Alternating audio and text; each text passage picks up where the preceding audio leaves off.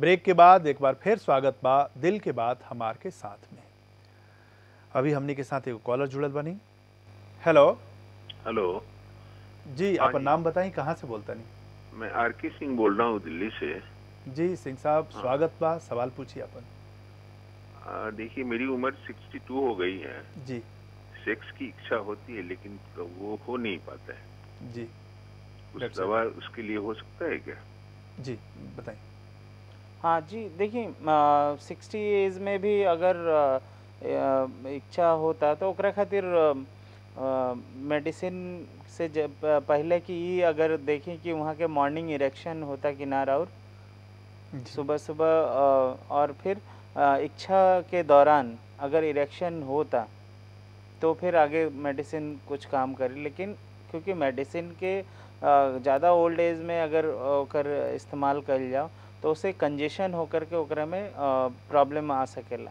लेकिन यहाँ खातिर अगर इच्छा होके तो अभी मतलब अगर इरेक्शन होता मॉर्निंग में या हाँ कोनो भी स्थिति में इरेक्शन होता तो हाँ तो दवा यहाँ के ले दवा सकते असर हैं। करी। लेकिन अगर बिल्कुल एकदम इम्पोर्टेंस काइंड ऑफ बा और एज एडवांस भी बा, क्योंकि एज बहुत 60 के रेंज में बा, तो मेडिसिन अवॉइड ही करे के चाहिए। जी जी और अपन साइकोलॉजिकल जो इच्छा बा, साइकोलॉजिकल इच्छा से वहाँ के अगर वो करी तो इरेक्शन हो सकेला, जी कोई जी मेडिसिन के ज़रूरत ना पड़ी। जी डॉक्टर साहब, सेक्स पर फिर बात आई, हम वापस हुआ बतैनी हाँ प्रेगनेंसी के दौरान सेक्स के एगो सवाल हमार बा कि जौन गर्भवती महिला बाड़ी उनकरा कैसे, चूँकि बच्चा बा प्रेग्नेंट बाड़ी तो कौना कुछ सूते के कुछ फिक्स पोजीशन बा, कैसे सूते के चाहिए उनकरा?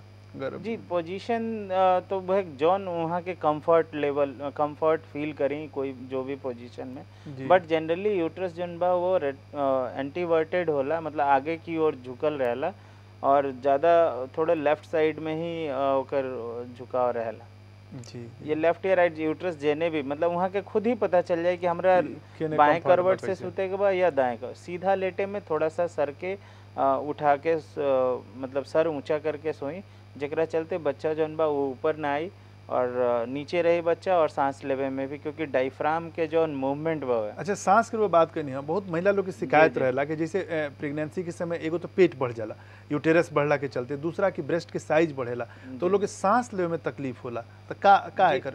देखिए सांस लेवे में ब्रेस्ट की वजह से कोई दिक्कत ना होला। जनरली एडवांस जैसे ही प्रेगनेंसी होला 7 मंथ से 8 मंथ 9 मंथ, तो उस समय बच्चा काफ़ी ऊपर आ जाला और जौन हमार सांस जब हमने लेने सन तो बीच में जौन पेट के और छाती के जो सेपरेट करेला वो जी एक पर्दा बा, ओकरा के डायफ्राम कहल जाला। जी जी तो वो मूवमेंट करेला नीचे ऊपर करेला जब हम सांस लेने, तो ओकर रेस्ट्रिक्शन हो जाला नीचे, जी क्योंकि जी जी बच्चा रहेला ओकरा से वो प्रॉपर पूरा नीचे ना हो जाला, ऐसे सांस लेवे में थोड़ा दिक्कत होला। डॉक्टर साहब, समय कम बा, जा जाते कोई बहुत ज़रूरी जी जी सवाल हम रुआ से पूछा तनी, अंतिम सवाल बा आज के कार्यक्रम के कि आजू अपना समाज में बेटा बेटी में फ़र्क माना जाला, मतलब ऐसा भी समाज अभी वैसन जोन बा अपना ही ऐसा नहीं रहे जहाँ बेटा बेटी में फ़र्क मान लो, और वहाँ पर आज भी बेटा खातिर कि बेटा ना भइल एकरा खातिर महिला के प्रताड़ित कइल जाला, ओकरे के दोष दिहल जाला कि बेटा ना भइले से महिला के दोष बा, नंबर एक। दूसरा, ओकरा चक्कर में लोग ओझा गुनिया बाबा के जौन बा बेटा के फेर में ओकर चक्कर लगावत रहेला, समय आ पैसा के बर्बाद करेला। जी जी यहाँ तक कि विज्ञापन के जरिए भी बहुत सारा विज्ञापन ऐसा देखे जिसमें लिखल होई कि बेटा पैदा करे के शर्तिया इलाज बा। तो इका दूगो चीज़ बताई जौन कि एगो क्लियर करी आज कि बेटा पैदा करे खातिर महिला कहीं से जिम्मेवार बाड़ी, नंबर एक। और नंबर दो, ये जौन शर्तिया इलाज के दवा करे वाला लोग बा, का कोनो ऐसा दवा बनल बा जौना से बेटा पैदा होके, या कि ई जौन ठग लोग के एगो रैकेट ह?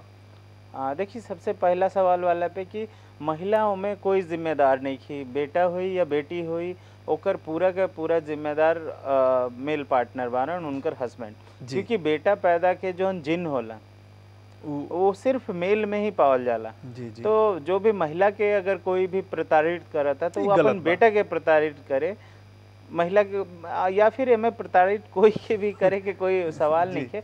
दूसरा सवाल जौन रहला कि ये का कोनो दवा बनल बा जौन? जी ऐसन कोई दवाई नहीं है बनल कि जौन सर्तिया ना तो एक पूरा वो हो जाए बहुत कि बहुत बहुत मेल बहुत हो या फीमेल हो। बहुत बहुत शुक्रिया। ऐसन कोई दवाई जी नहीं जी, है। बहुत बहुत शुक्रिया डॉक्टर साहब, Thank you. चूँकि समय कम बा, बहुत बात करती जा, जी। लेकिन ऐनिया बहुत महत्वपूर्ण रुआ जानकारी देनी। जी जैसन कि रुआ देखने की ए ढंग के बेटा पैदा होके खातिर पुरुष ही जिम्मेवार बने, तो पुरुष के जांच ओकरा खातिर करावे के चाही। आ कौनो दवा नहीं खे बनल जौना के खिया के केहू बेटा पैदा करे, ऐसे अपन समय बर्बाद कईल, पैसा बर्बाद कईल एकरा पीछे ई एक तरह से समझी कि ई बेवकूफ़ी बा। दिल के बात हमार के साथ रुआ कैसन लागेला, रुआ हमनी के चिट्ठी लिख सकतनी। हमनी के पता बा दिल के बात हमार के साथ, हमार टीवी A30 सेक्टर 4 नोएडा। रुआ हमनी के मेल भी कर सकतनी। हमार मेल ID बा दिल के बात हमार के साथ @hamartv.in। अब अपना दोस्त मनोज भाव के विदा दी। नमस्कार।